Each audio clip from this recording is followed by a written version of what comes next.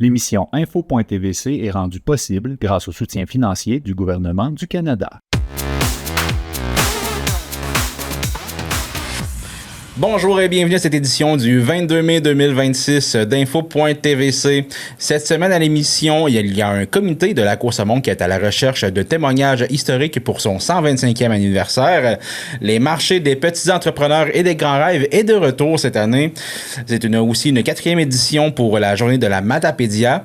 Des castors se sont établis au parc Théodore-Gagné. Et votre agenda culturel de la semaine, bien entendu. Mais tout d'abord, on se dirige du côté de la ville d'Amqui qui s'est mérité un prix lors du dernier congrès de l'Union des municipalités du Québec. La ville d'Amqui a récemment obtenu une belle reconnaissance à l'échelle provinciale en remportant la plus haute distinction dans la catégorie Urbanisme et aménagement du mérite Ovation municipale 2026 remis par l'Union des municipalités du Québec. Ce prix souligne le projet de relocalisation de l'hôtel de ville et de réaménagement du carrefour sportif, maintenant connu sous le nom de l'espace sportif Desjardins, un projet de longue haleine qui a transformé un secteur important de la ville. Pour en parler, on reçoit la mairesse d'Amqui, Mme Sylvie Blanchette. Bonjour, Mme Blanchette, merci beaucoup de nous recevoir aujourd'hui. Bien, merci à vous aussi de vous intéresser à notre projet, surtout.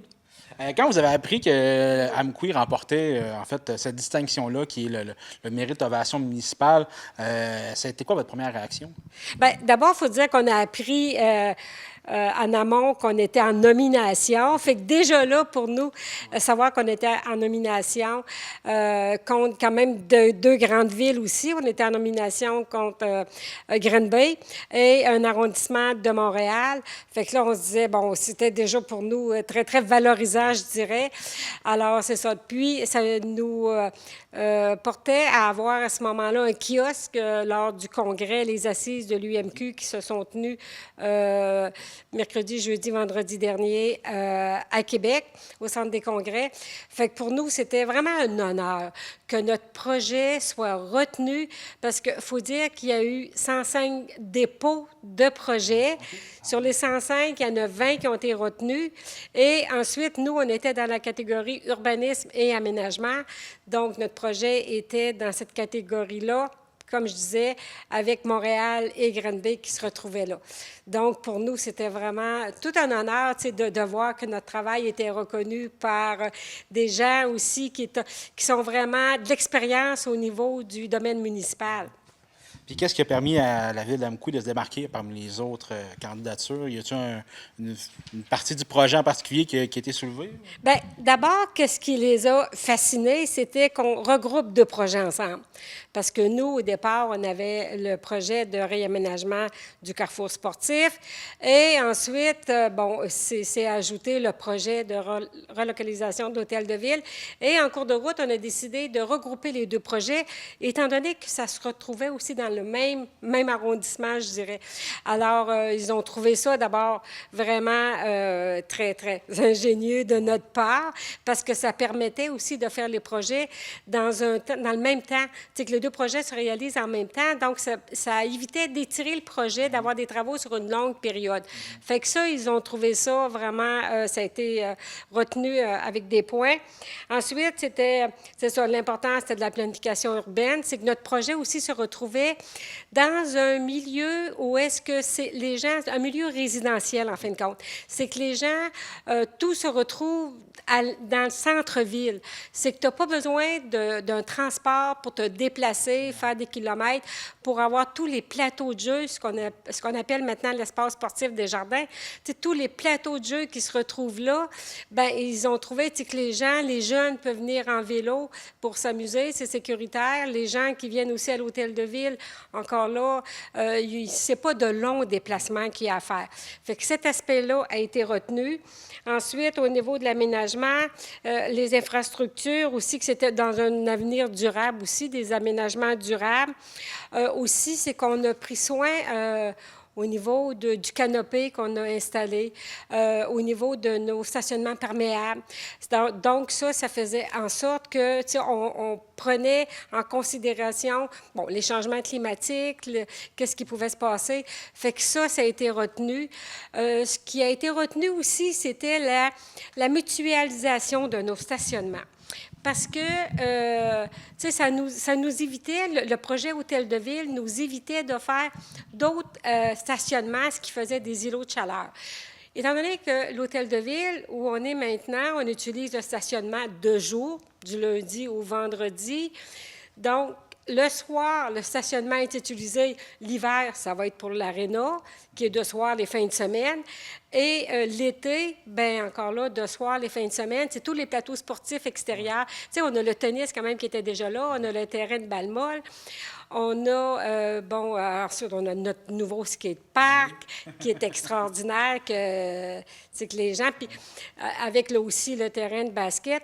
Fait que tout ça aussi, ça a été travaillé avec les gens du milieu, avec les jeunes. On a demandé aux jeunes, quand c'était le temps de faire le skatepark, le terrain de basket, c'est un groupe qui est venu nous voir à un moment donné, puis qui ont travaillé, qui sont allés chercher du financement pour le terrain de basket. Fait qu'ils ont vu qu'on a travaillé aussi avec la population.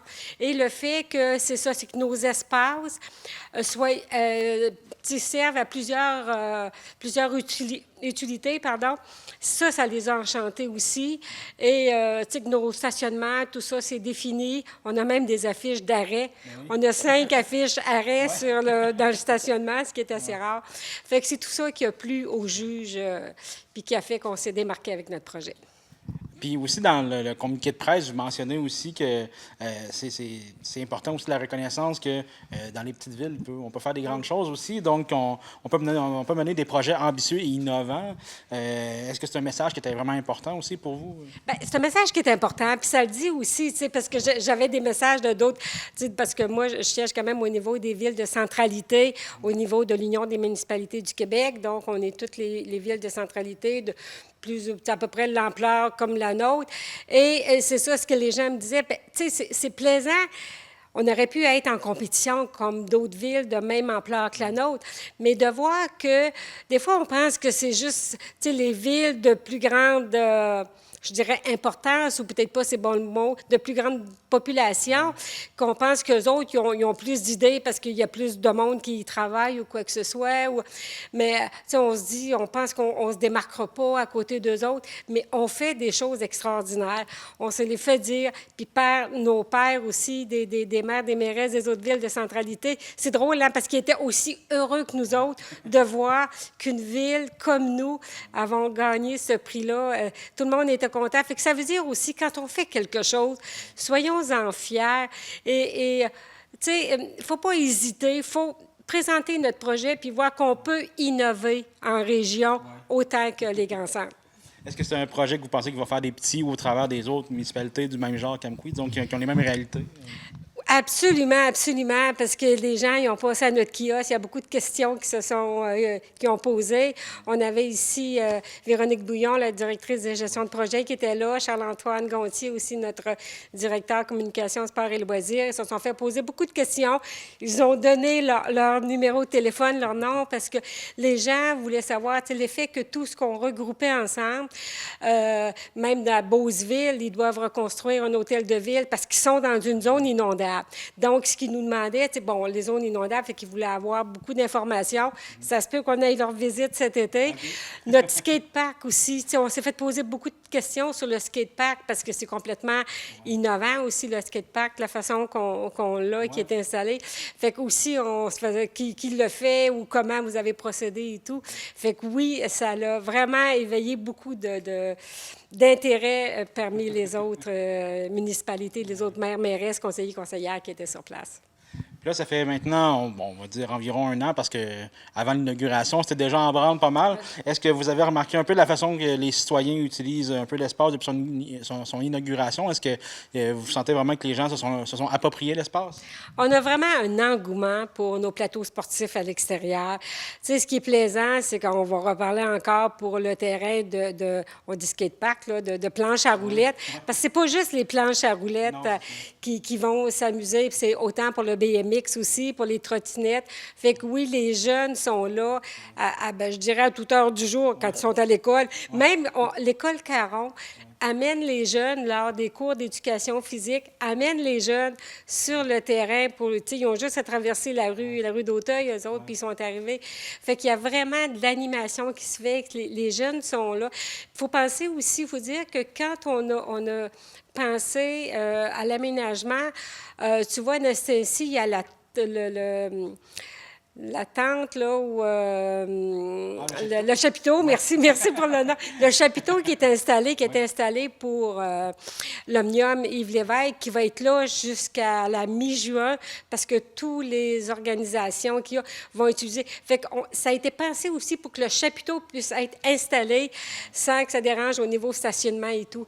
Donc, oui, c'est utilisé, autant aussi c'est apprécié. Les citoyens, bien, qui viennent aussi même à l'hôtel de ville, tu sais, bon, c'est tout près de l'ancien hôtel de ville, mais regarde, c'est la maison des citoyens ici, puis c'est quand même un bel arrondissement, fait que c'est tout près, les gens peuvent venir à pied.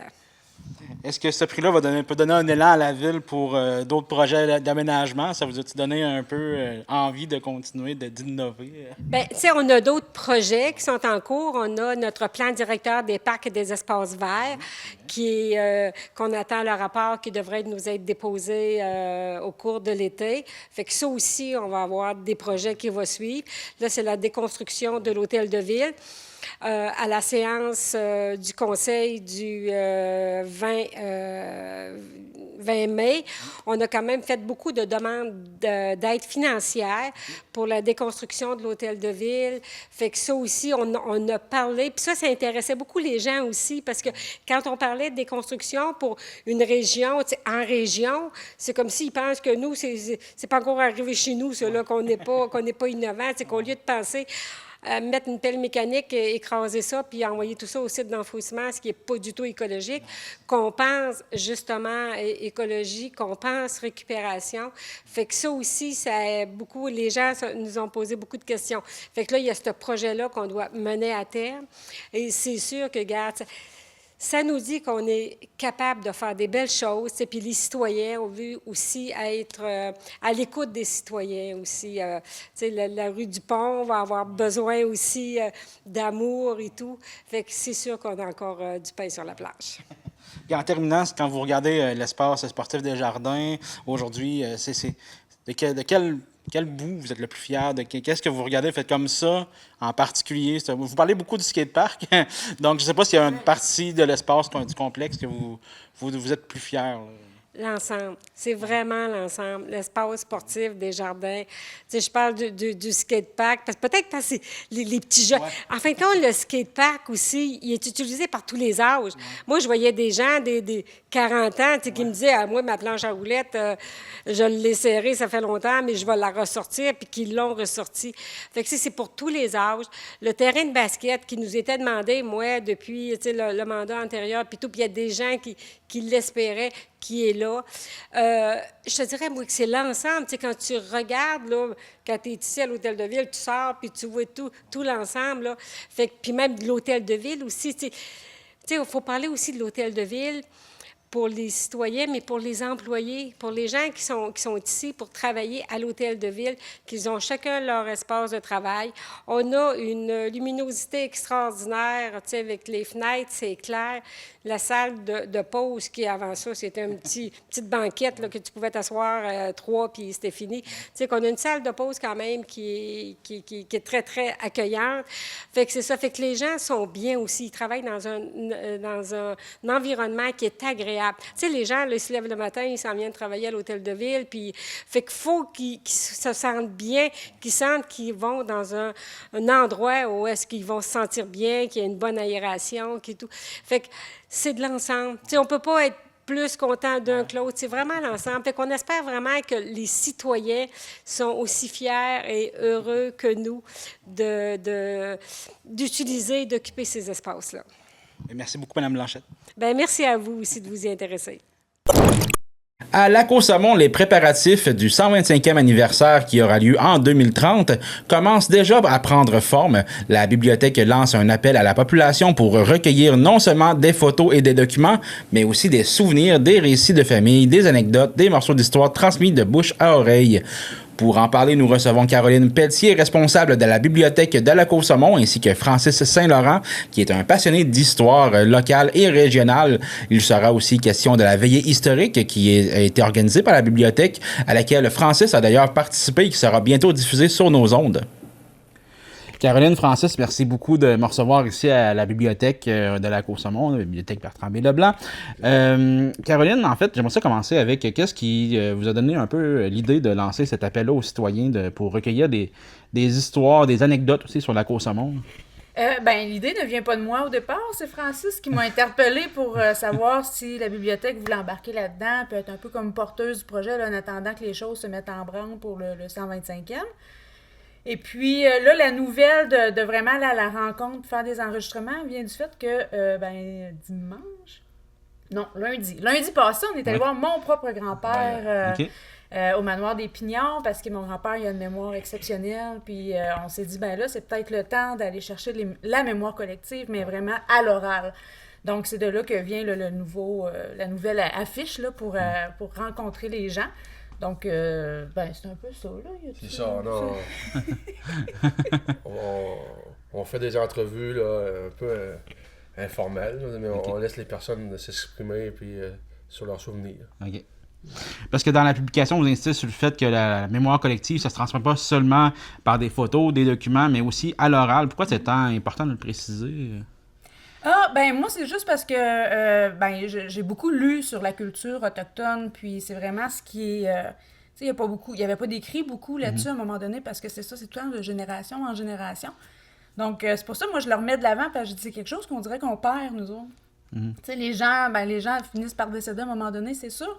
Puis l'histoire part avec eux autres, puis c'est ça qu'il faut rattraper. Il faut se souvenir, donc on va aller chercher vraiment, là, qu'est-ce que le père a dit, qu'est-ce que le grand-père disait quand eux autres étaient jeunes. Fait que, c'est ça, là, on retourne très loin dans l'histoire, mais on n'a pas ça dans les livres. L'importance que ça, mettons, moi, mes arrière-grands-parents, ils sont décédés 2 ans avant que je vienne au monde, mais j'ai leur voix, puis je sais ce qu'ils disaient. Okay. C'est intéressant pour les générations à venir aussi. Ouais. Puis peut-être aussi que justement, on s'appuie peut-être un peu trop sur ces photos puis ces documents, puis qu'on oublie peut-être les détails de l'histoire. La vraie histoire, les petites anecdotes croustillantes là, que les gens ont tendance à avoir mis de côté, là, on va les chercher. On les dira peut-être pas toutes, là. mais on va chercher le vécu, les émotions aussi par rapport à ça. On voit les photos, mais quand les gens nous en parlent, puis on voit les étincelles aussi, de se rappeler que c'est papa qui disait ça, que un tel a dit ça. Il y a tout, je sais pas, il y a quelque chose d'important aussi d'aller voir nos aînés qui ont cette capacité-là, de les faire participer à ces projets-là. Ils ne prendront pas une feuille pour nous écrire ce qu'ils se rappellent, mais d'y aller, puis d'enregistrer, c'est facile. Là. Ben oui. En réalité, on s'adresse surtout aux familles. C'est parce que les personnes eux-mêmes, là, des fois, sont pas en état de nous appeler. Mais c'est la famille, ils veulent qu'on les... En même temps, c'est pour la famille qu'on fait ça, pour leurs descendants, leurs enfants, leurs petits-enfants en arrière. Okay. On va fournir une copie d'enregistrement. Ben oui. Et c'est bon. Oui. Puis, c'est quoi que vous aimeriez que les gens vous racontent? C'est-tu des souvenirs de famille, des événements marquants, des personnages du village, des lieux qui ont changé? C'est tout ça qui ensemble qui fait l'histoire. Ouais. C'est autant savoir qui vendait, où est-ce qui s'approvisionnait pour la nourriture, ou pour où qui travaillait, tout ça. Là. Ouais. À l'école, il y a plein de... Tout est histoire. Ben oui. Ouais. Puis là, vous mentionnez que les bénévoles peuvent aller rencontrer les gens. Comment ça va fonctionner un peu? Les bénévoles, ça va probablement être nous deux. Mais ça fait partie... c'est notre histoire, c'est la Côte-Saumon, c'est... je pense que c'est une belle implication qu'on peut avoir là. Donc, que ce soit la bibliothèque porteuse, là, pour le moment, ça va. Mais je veux dire, même si c'était pas la bibliothèque, je lèverais la main pour donner un coup de main quand même sur un projet comme ça, là. Puis le 125e de la Côte-Saumon, ça va quand même avoir lieu en 2030. Pourquoi commencer cette démarche-là maintenant? Est-ce que vous avez un plan en tête déjà? Un livre en tête. Que la bibliothèque serait l'éditrice. Vu que c'est la responsable pour l'interpeller. Puis, tu sais, pour en arriver là, il faut calculer, il y a tout un temps de rédaction, mais il y a un temps de ramasser les archives aussi. Dont des photos. Dans les photos. Des témoignages. Oui, puis tu sais, on veut embarquer d'autres choses là-dedans. On parle de partenariat beaucoup. En tout cas, la bibliothèque, on travaille toujours en partenariat. Fait que là, on a plein d'idées de projets qui s'en viennent. Autant avec l'école, avec la résidence Marianne Ouellette. Donc, on veut prendre le temps de bien faire les choses. Si on commence à minuit moins une, ben on va arriver flush, puis ça n'aura pas la même qualité que là, de commencer là, puis de dire qu'on prend le temps de bien poser nos affaires. Là. OK. Est-ce que cette collecte-là peut aussi servir à mieux comprendre aussi l'évolution du village ou juste l'universitaire? Ouais. D'où que les familles viennent, parce qu'on est tous des émigrants, quelque part. C'est ça. Ben oui. Surtout à la Côte-Saumon, il y a eu des moulins, les familles venaient de partout. Ouais. Ils venaient des Îles-de-la-Madeleine pour la partie rurale, mais la partie du village, c'était beaucoup du monde qui venait un peu partout. OK. Qui repartait aussi. Ouais. Mais c'est ça. Il y en a plusieurs qui sont partis et qui ont peut-être encore un attachement à la Côte-Saumon. Ben oui. Ouais, on va peut-être en faire revenir d'autres. Ben oui. Là, je veux dire, il y a ça aussi. C'est On cherche des photos en même temps. Oui, c'est ça. Fait que, tu sais, que ce soit le livre ou par les projets, c'est que ça va mettre la Côte-Saumon, je dirais pas ça à la map, là, mais tu sais, je veux dire, on va le faire voir, on va le faire valoir. Puis, tu sais, on a un beau village, c'est dynamique. Fait que, tu sais, il y a peut-être des gens que ça va lui donner juste la petite piqûre qui manquait pour faire comme, ben, écoute, moi, je vais retourner en région. Là. Ben oui. Fait que, en tout cas, toutes les portes sont ouvertes. Ouais. Oui, puis toi, tu parles par expérience. Oui, par expérience, certain. Quand on s'intéresse à l'histoire d'un village comme ça, est-ce que les petites anecdotes peuvent vous être importantes que les grands événements? Ou... Moi, je pense que oui. Ben, ça fait comprendre les grandes. Oui. Ouais. Oui. Je veux dire, ça fait quoi une mise en contexte un peu? Ouais, c'est ça. Savoir c'est qui les personnes qui ont fait l'événement. Ouais. Parce que si on parle comme l'événement d'un moulin ou quelque chose comme ça, il n'est pas apparu tout ça, donc j'imagine qu'il y a des gens qui ont travaillé en arrière de ça pour avoir un moulin. Ben, c'est ça, là, puis quand c'est des travailleurs, puis quand c'est parti aussi, hein, les moulins ont tous fermé.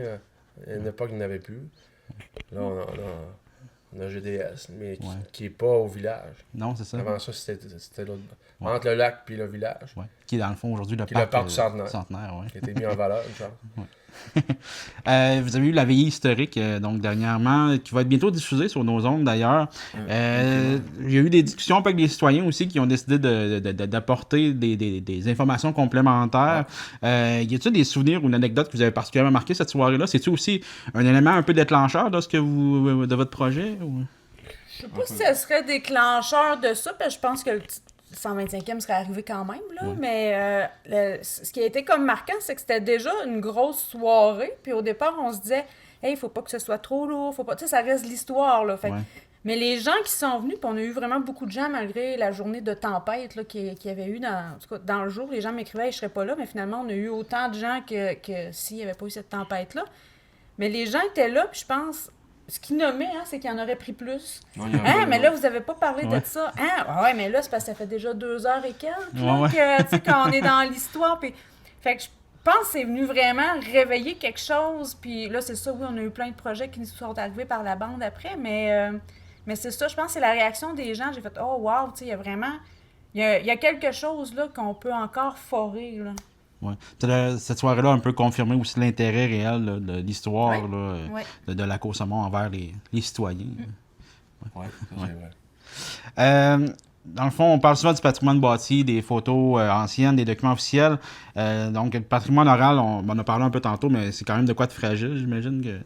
C'est pour ça qu'il faut les prendre quand ils sont là. Hein. Ouais, c'est ça. Les personnes, c'est... Fait que ça s'adresse beaucoup aussi aux gens qui sont... Il y a un certain sentiment d'urgence. Ouais, c'est ça. Parce que la mémoire qui peut disparaître ou donc... Parce qu'il y a des personnes comme Bill Leblanc qui ont été... que leur voix a été immortalisée pour leur témoignage, mais il y en a d'autres qui ont peut pas avoir cette chance-là. Ouais. Fait que c'est tous ceux qui veulent qu'on préserve la mémoire, c'est ça. Ouais. Un peu ça. Qu'est-ce que vous auriez à quelqu'un qui a une vieille histoire en tête, mais qui se dit mais ça vaut pas vraiment la peine, là. C'est juste une petite anecdote.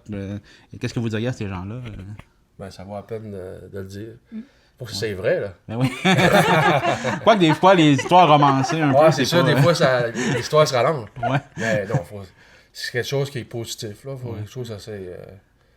Non, ça vaut à peine.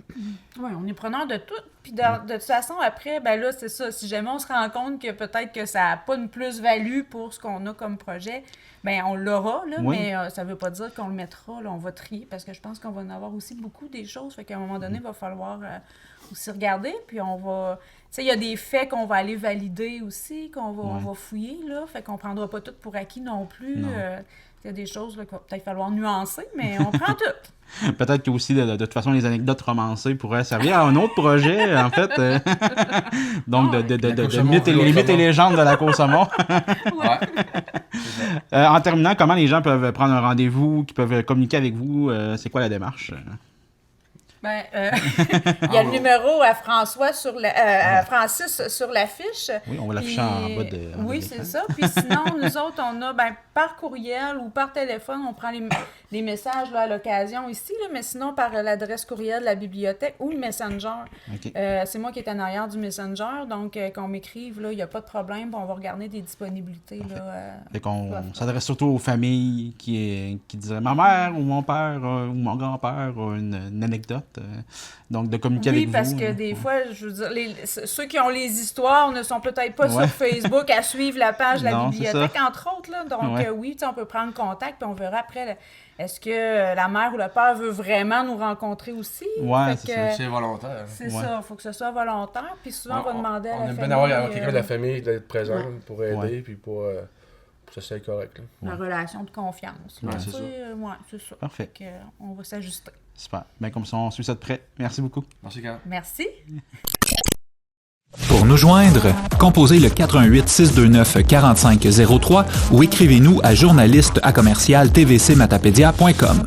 Restez à l'affût de toutes nos activités en nous suivant sur Facebook. Vous pouvez également regarder nos émissions en vous abonnant à notre chaîne YouTube.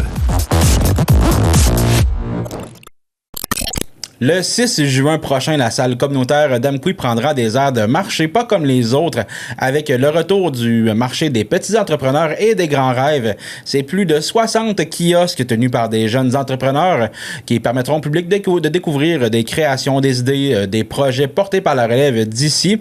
Pour en parler, on reçoit Jessica Rivard, agente de développement chez Tremplin Travail, ainsi que Pascal Harrison, qui est coordonnatrice pour la Chambre des commerces de la Matapédia, qui nous explique un peu l'importance de cette journée pour encourager l'esprit entrepreneurial chez les jeunes de la Matapédia. Jessica, Pascal, merci beaucoup de me recevoir ici à Tremplin Travail.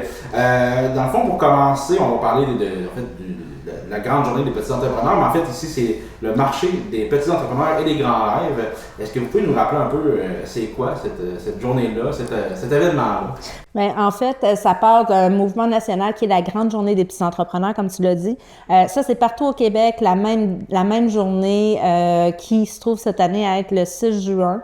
Et il va y avoir des petites entreprises un petit peu partout. On peut le faire soit à la maison, en kiosque devant chez soi. Ça, c'est vraiment le principe de base de la Grande Journée. Mais il y a aussi une autre option qui est offerte, c'est d'organiser un marché. Nous, dans la vallée, là, dans le fond, ça fait, avec la SADC, la Chambre de commerce et Tremplin Travail, ça fait plusieurs années, c'est notre 9e édition qu'on fait le marché des petits entrepreneurs. Donc, le marché des petits entrepreneurs et des grands rêves. Et que, écoute, on a commencé petit. Écoute, on a commencé il y a 9 ans à peu près à 5 petites entreprises avec peut-être une dizaine de jeunes qui avaient leur kiosque de vente de produits. Pour finir cette année, depuis quelques années, en fait, là, ça explose là, au niveau des inscriptions. On est rendu à 60 tables cette année, donc à peu près 120 jeunes là, qui vont participer à l'événement. C'est ça va avoir lieu à la salle communautaire principalement. Là, comme Jessica le disait, il n'y a pas de limite d'inscription pour le faire en kiosque à la maison, mais pour la salle communautaire, donc on avait 60 tables et ça c'est vite. Les inscriptions ont monté très rapidement. On a fermé ça fait peut-être 2 semaines à peu près. Oui. Donc, ça a été très vite. Et les inscriptions avaient débuté le 20 avril, donc ça a été très populaire. On est vraiment contents. Oui. Ça va être de 9h à midi, donc à la salle communautaire le samedi 6 juin prochain. Là, en même temps qu'avec la crosse, donc j'imagine qu'on ne va pas aller se stationner dans le même stationnement actuel de l'hôtel de ville du complexe. Oui. Espace sportif déjà. Oui. C'est ça. Dans le fond, l'entrée là, des petits entrepreneurs, elle va être du côté du centre d'action bénévole. Donc, on invite les gens à aller se stationner de ce côté-là ou à l'arrière, au centre de services scolaires ou dans la cour de la polyvalente. Là. Ça va être pas mal plus facile d'avoir un stationnement de ce côté-là que du côté de l'aréna. Là, comme on a mentionné, on parle de 60 kiosques, ça demande vraiment un bel engouement dans la région. Est-ce qu'on voit vraiment une belle relève des jeunes entrepreneurs? Une très belle relève, un engouement de leadership dans la vallée au niveau des jeunes. C'est beau à voir. On fait quand même une tournée de classe de toutes les primaires, toutes les écoles primaires dans la vallée, puis on voit l'engouement des jeunes parce qu'on fait les 4e, 5e, 6e années, mais on voit les jeunes qui sont intéressés, qui posent des questions, qui lèvent la main, puis qui veulent participer aussi. On s'entend que la vallée, c'est grand, fait que des fois, les pauses, c'est un petit peu plus compliqué. On essaie de faire ça central, mais le leadership matapédien est toujours présent, puis dans la jeunesse encore plus. Et quel genre de produits est-ce que les visiteurs vont pouvoir voir? Quel genre de produits qu'ils vont offrir les jeunes? Est-ce qu'on s'attend juste à des petits bracelets, des choses comme ça, ou c'est vraiment plus varié que ça? Ben, l'année passée, moi, j'étais pas présente en tant que collaboratrice, mais j'étais là avec ma fille. Il y avait beaucoup de bijoux là, artisanaux. On a vu du popcorn qui était très populaire, les cafés glacés, on avait des petits plats. Moi, à ma table, le petit garçon qui était à ma table avait été lui-même ramasser des vers de terre dans la terre pour les pêcheurs. Je trouvais ça tellement une bonne idée. On avait des sucres d'orge aussi, juste en avant de notre kiosque. Ça a tout sorti. Il y avait des petits baumes à lèvres. Il y a vraiment de tout. Il y en a qui avaient recyclé des livres. Il y avait des secondes mains quand même. De la nourriture, bien sûr. Donc, vraiment plusieurs produits différents. Là, On peut même s'attendre à des petits meubles cette année, faits par tes jeunes. Fait que oui. En tout cas, à ce que j'ai vu sur le site Internet avec les inscriptions, oui, c'est ça. On peut s'attendre à des belles surprises, là. Donc, on sait, qu'est-ce que les gens peuvent apprendre? Parce que on va aller du côté plus des petits détails. Là. Qu'est-ce que les gens apprennent en préparant leur kiosque pour dire simplement avoir un produit? Écoute, c'est toute la démarche aussi. Il faut qu'ils pensent à leur promotion. C'est de la préparation, la planification aussi d'un projet. Fait que, tu sais, tout ce que ça va leur apporter, ça va durer dans le temps aussi. Autant qu'ils soient ados, parce que c'est ouvert aux 5 à 17 ans au niveau des inscriptions pour les kiosques. Mais ils vont apprendre vraiment toutes les démarches de réalisation d'un projet. Promo marketing, faut penser à l'argent, faut penser au coût de revient aussi. Il faut que je me rembourse aussi là, dans le cadre de... Oui, je vais faire de l'argent, mais faut pas que j'en fasse... mettons, je prends un crayon, je le vendrai pas 20$. Fait que, tu sais, c'est tout plein de choses comme ça qui doivent réfléchir jusqu'à préparation du kiosque en tant que tel. Il faut aussi qu'ils fassent la fabrication, là, bien entendu.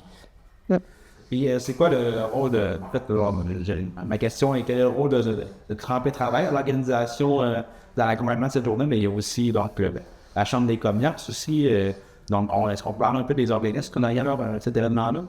Bien, Tremplin Travail le fait depuis... Dans le fond, on a initié le mouvement avec Cosmos Matapédia.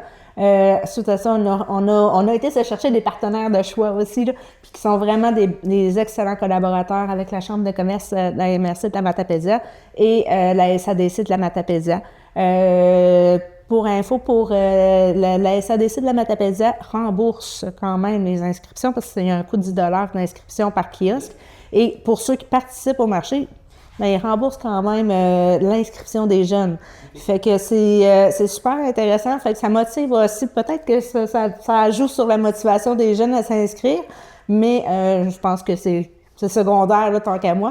Mais on travaille en collaboration avec la Ville de Mcouy aussi et différents autres partenaires pour vraiment créer quelque chose de central qui fait un beau rayonnement parce que les jeunes de cet âge-là, au niveau de l'entrepreneuriat, c'est pas quelque chose qu'on célèbre ou qu'on voit beaucoup. Fait que c'est ça. C'est une fierté là, pour nous de faire ça. Fait qu'on a fait la tournée des classes ensemble, comme dans le fond, Jessica disait tantôt, pour remettre les flyers. Après ça, on a monté le plan de salle. Toute l'organisation s'est rencontrée quelques fois là, pour pour pouvoir savoir la structure de la journée. Aussi, c'est ça, c'est des chèques cadeaux de 10 $ de la Chambre de commerce qui sont redonnés aux jeunes qui vont participer pour le remboursement d'inscription.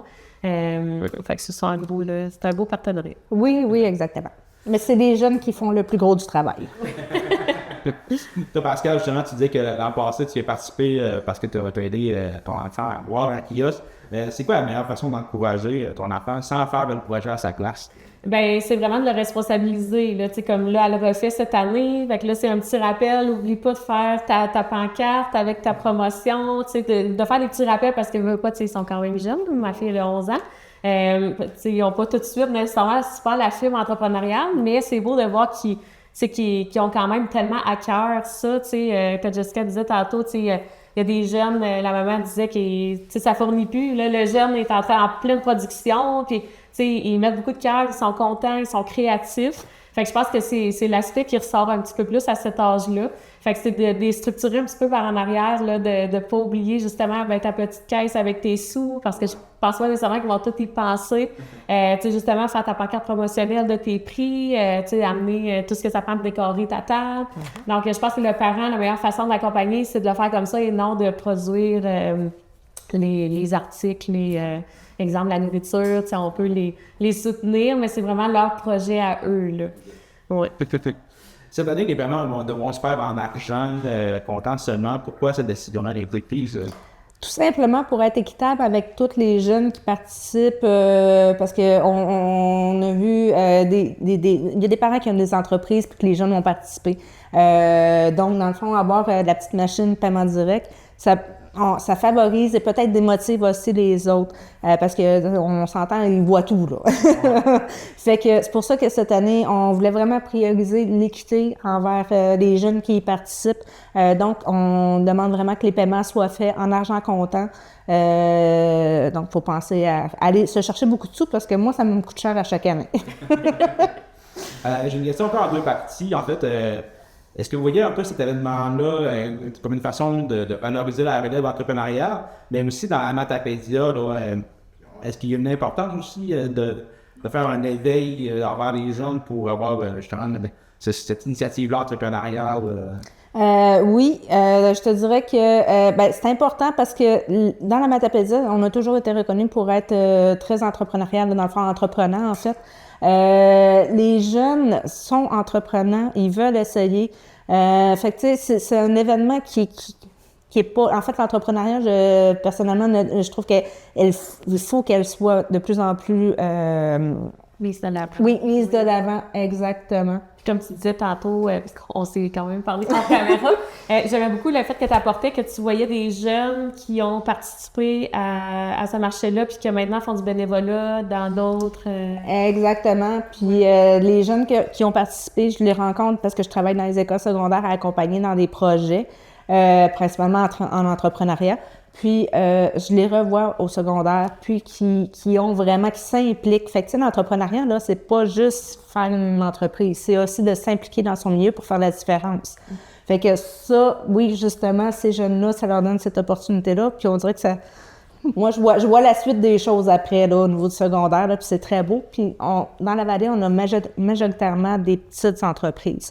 Fait que ça développe aussi ce côté-là.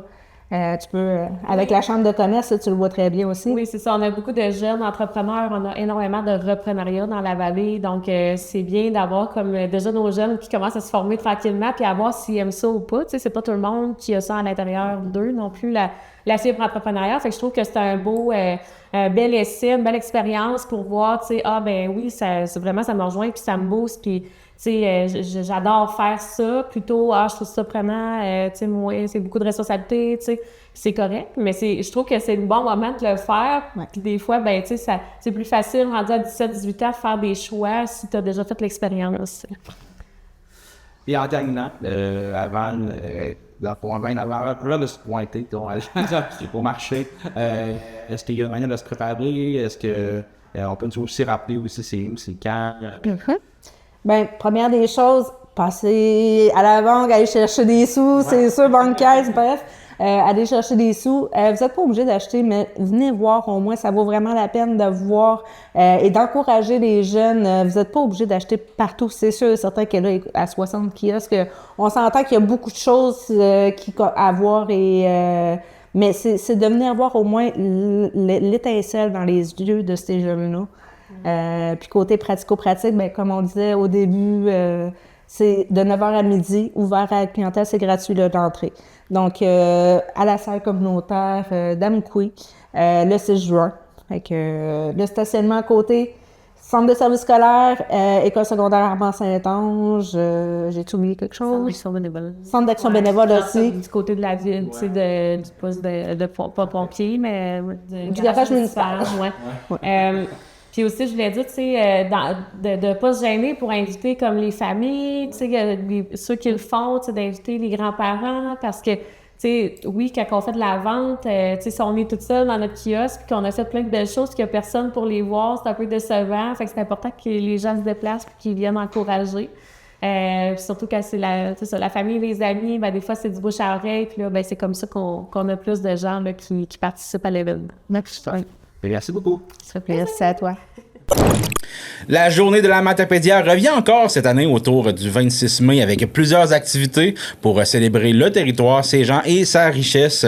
Donc, entre jeux éducatifs proposés aux jeunes, l'aimant emblématique aussi qui est à collectionner, qui revient chaque année, et des initiatives organisées aussi un peu partout dans la région. La MRC souhaite faire vraiment rayonner la fierté matapédienne. On en discute avec Stéphane Pinault, qui est directeur du service de développement à la MRC de la Matapédia.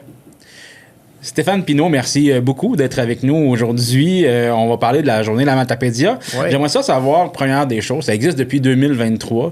Est-ce que tu sens quand même que les citoyens commencent vraiment à s'approprier cette journée-là? Ben c'est ça, c'est la 4e année, puis ça fait des petits gains chaque année. On espère juste que les gens là, continuent de participer aux différentes activités qui sont faites.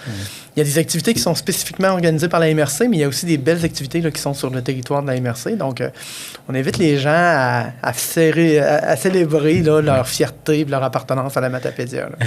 C'est quoi l'importance de cette journée-là, en fait? Pourquoi ça a été un peu créé? Oui, quand ça a été créé, on avait des réflexions sur comment est-ce qu'on voulait mettre en valeur notre beau territoire, parce que on connaît l'attachement des Matapédiens, on est fiers d'être Matapédiens. Puis là, on disait, ça serait bien de trouver une façon de le souligner de façon plus globale. Fait que la mise en place de la journée de Matapédia, c'est justement de prendre un moment d'arrêt pour les gens qui sont dans Matapédia, de démontrer leur fierté, leur appartenance à Matapédia. Puis aussi pour les gens qui sont à l'extérieur de la Matapédia, ben, de pouvoir faire un petit clin d'œil en disant « Hey, moi, je suis fier d'être Matapédien. » Puis cette journée-là, ben, même si je suis à Montréal, même si je suis à Bangkok, je peux souligner mon appartenance puis ma fierté à être Matapédien en faisant différentes petites actions. Puis c'est comme ça qu'on veut propager cette bonne nouvelle. On invite les gens à trouver leur façon originale de souligner leur appartenance à la Matapédia. Là, même si la journée est techniquement le 26 mai, les activités organisées par la MRC auront lieu ce dimanche, le 24 mai. Peux-tu nous en parler un peu du déroulement de cette journée-là? Oui, bien, tu sais, dans le fond, on va avoir un marché nomade avec une dizaine de producteurs là, agroalimentaires de la Matapédia.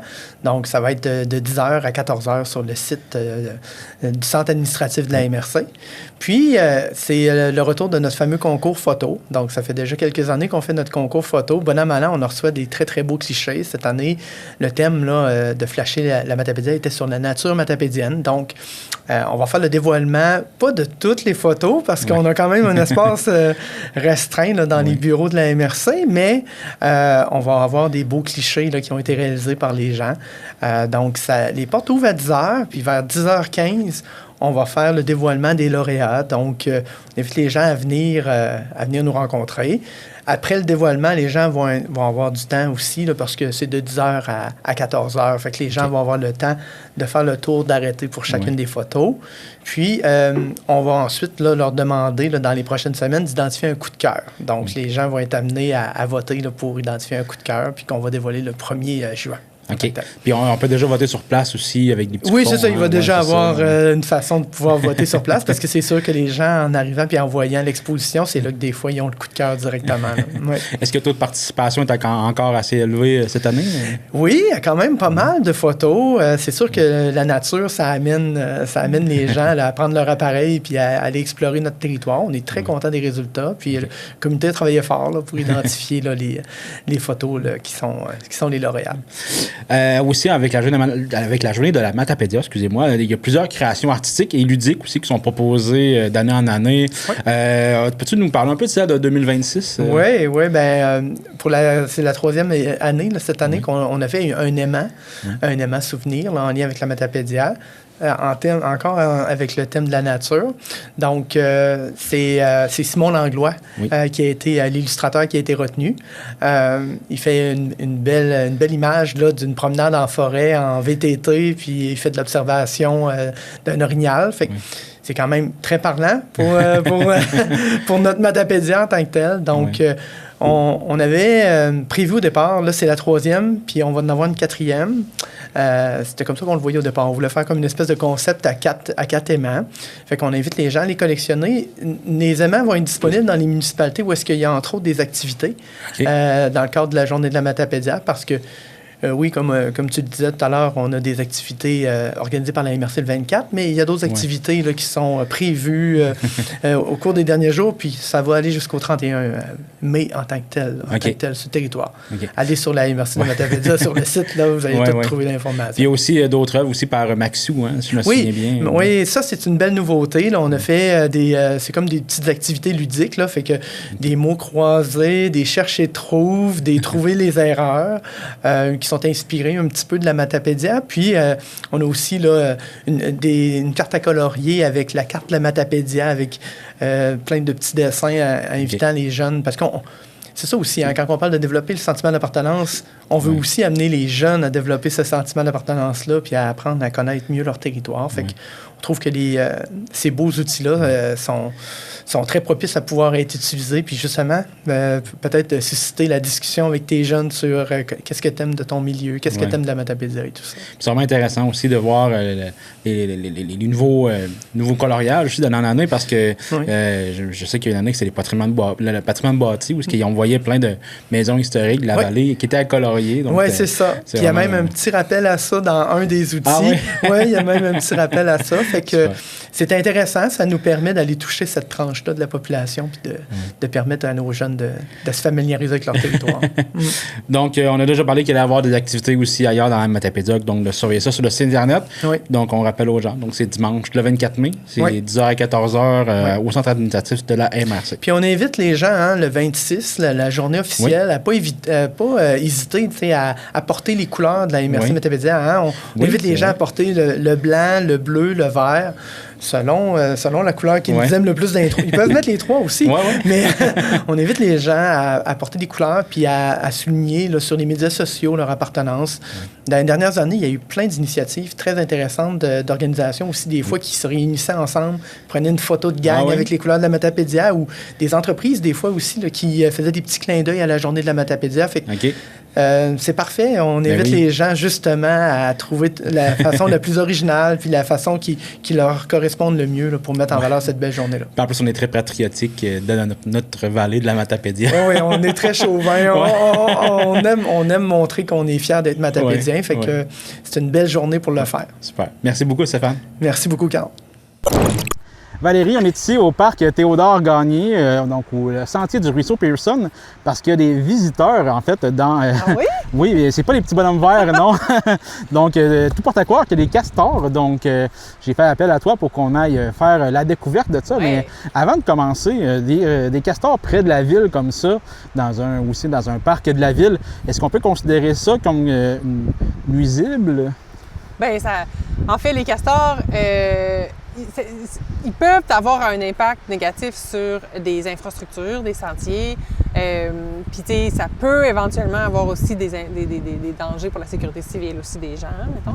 Mais puis, tu sais, toute cette portion-là, on va aller voir tantôt là, comment Ouais. c'est fait, puis tout ça, mais on ne discutera pas tellement de cette portion-là parce que moi, je connais pas tous les enjeux. Je laisse ça à la ville là, de décider OK. si le barrage actuel est un enjeu de sécurité pour les infrastructures ou pour les gens. OK. Mais d'un point de vue écologique, c'est pas nuisible, non. Puis Super. ça a vraiment un rôle important dans l'écosystème. Puis on pourra tout regarder ça tantôt Parfait. en voyant le barrage et la hutte.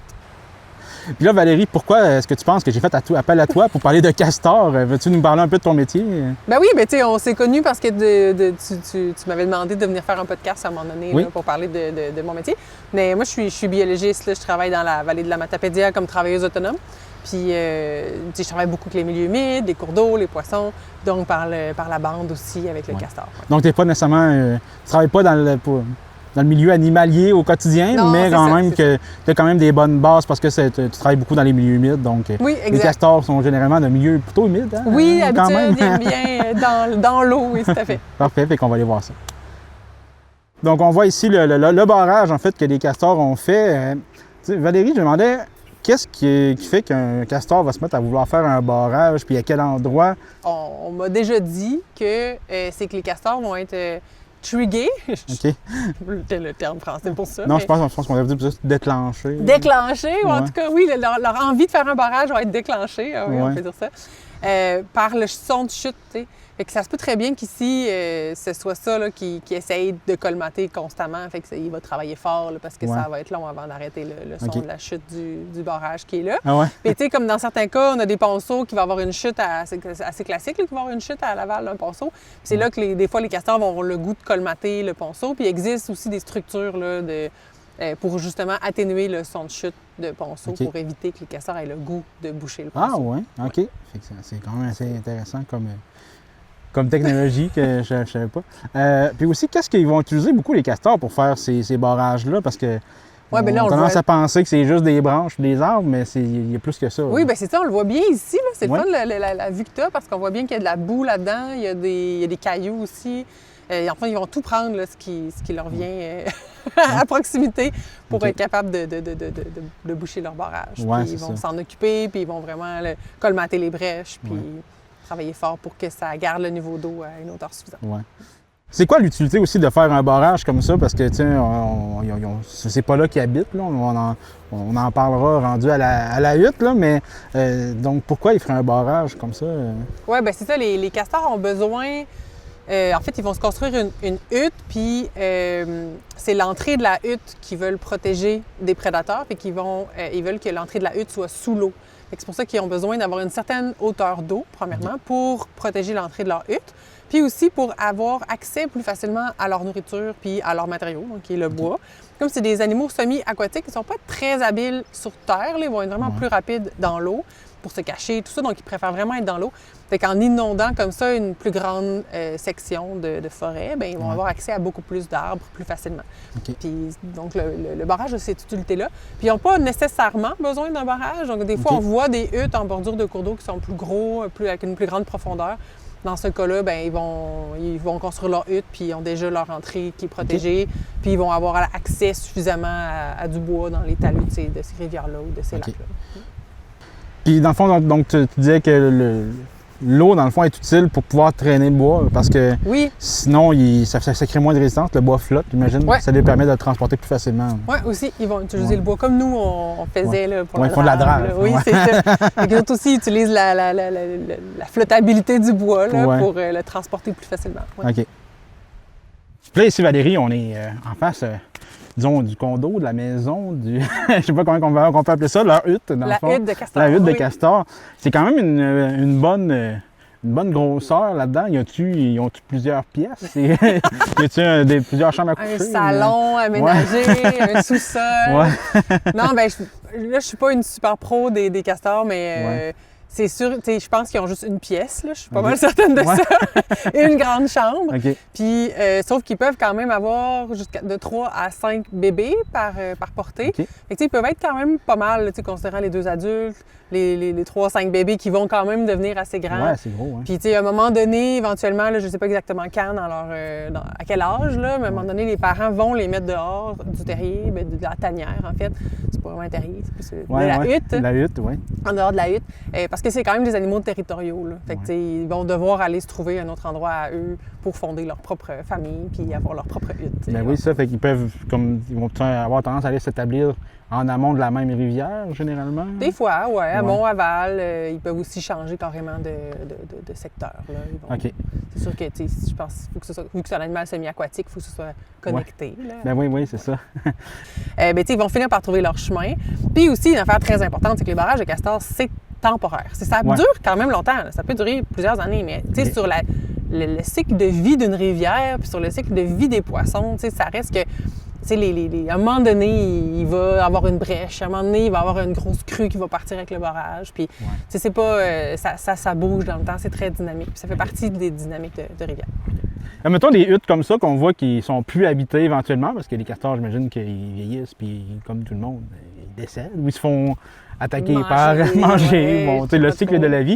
Y a-t-il d'autres castors qui peuvent aller emménager dedans, où on peut dire comme ça qui sont plus là, l'humain peut dire on va tasser, on va la défaire, ou ça peut être quand même très utile pour d'autres castors? Ah oui, non, c'est ça peut être vraiment utile pour d'autres castors qui peuvent arriver.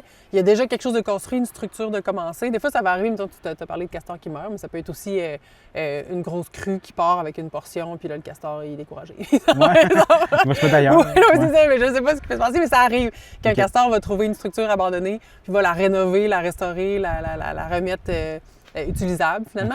Puis là, ce qui est le fun dans ce temps-là, ce qui est pratique pour cet individu-là, c'est que là, il va être capable bien plus vite d'être prêt pour ramasser plein de nourriture pour l'hiver. Là, parce qu'eux, dans le fond, ce qu'ils font, c'est qu'ils vont passer... C'est pas des animaux qui hibernent, c'est des animaux qui vont passer l'hiver dans leur hutte.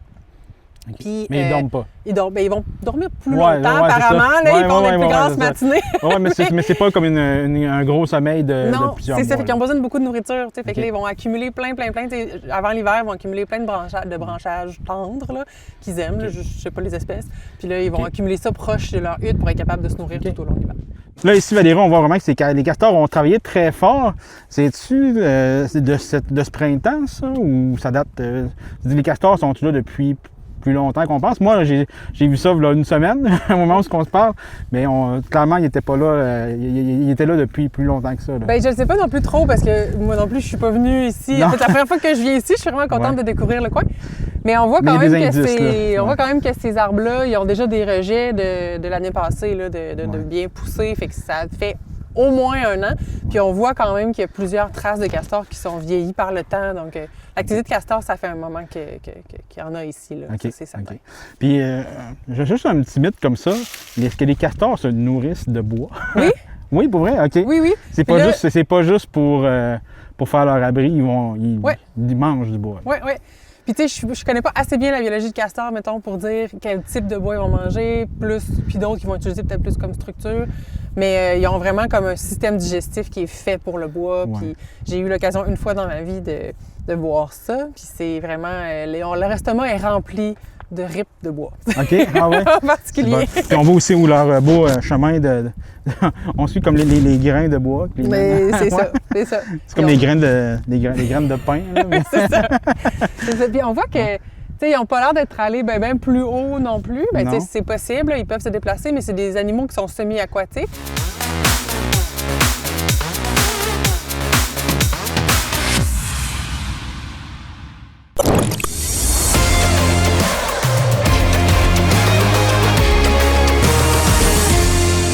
C'est maintenant l'heure de votre agenda culturel de la semaine. Tout d'abord, du côté de Diffuseur Mordicus, la programmation du printemps tire à sa fin avec seulement 3 spectacles à venir avant la pause estivale. Donc, tout d'abord, le jeudi, le 28 mai, ce sera en musique avec les jeunes Acadiens de Moyenne-Rigue. Ce sera ensuite en humour avec Jean-François Mercier le jeudi 4 juin. Et ça se termine avec l'humoriste Michel Desrochers qui va venir clore la saison du printemps 2026 le 5 juin. Donc, ce sera ensuite une pause bien méritée pour l'équipe de Diffusion Mordicus jusqu'en septembre. Maintenant, la microbrasserie La Captive, le 29 mai, ce sera en musique avec le groupe matapédien Par la Mélaisais, ainsi que Mope de Rimouski et The Death Wheelers de Québec. Ce samedi, le 30 mai, le rendez-vous Bouffez-nous sera à la salle multifonctionnelle de Lac-aux-Saumons dès 17h pour proposer des dégustations de bouchées et suivi d'une soirée karaoké. Les billets sont en vente à la MRC de la Matapédia, au Centre de femmes de la Vallée de la Matapédia et chez Tremplin Travail Vallée de la Matapédia au coût de 5 $. Et finalement, du côté du cinéma Figaro, à l'affiche du 22 au 28 mai, pour les fans de l'univers Star Wars, le film Le Mandalorien et Grogu prend l'affiche, ainsi que le thriller Eau profonde. Et pour la famille, Les Moutons Détectives sera toujours à l'affiche. Le cinéma diffusera aussi les matchs des séries des Canadiens de Montréal sur grand écran, ce qui fera varier les heures de projection des films, alors regardez bien l'horaire pour vous assurer de ne rien manquer. Pour consulter les heures de diffusion, pour toute autre information, consultez la page Facebook du Cinéma Figaro ou le site web. Informatique Bar-Est est responsable de l'entretien du matériel informatique de votre TVC. Informatique Bar-Est, vente et réparation d'ordinateurs, services commerciaux et résidentiels. 418-629-INFO. C'est ce qui conclut cette émission d'Info.tvc. Si vous voulez ne rien manquer, je vous invite fortement à vous abonner à notre infolettre en passant par notre site web. Et aussi, on vous invite ce dimanche à 12h30 à jouer à notre télé bingo. Donc, je vous souhaite une belle semaine.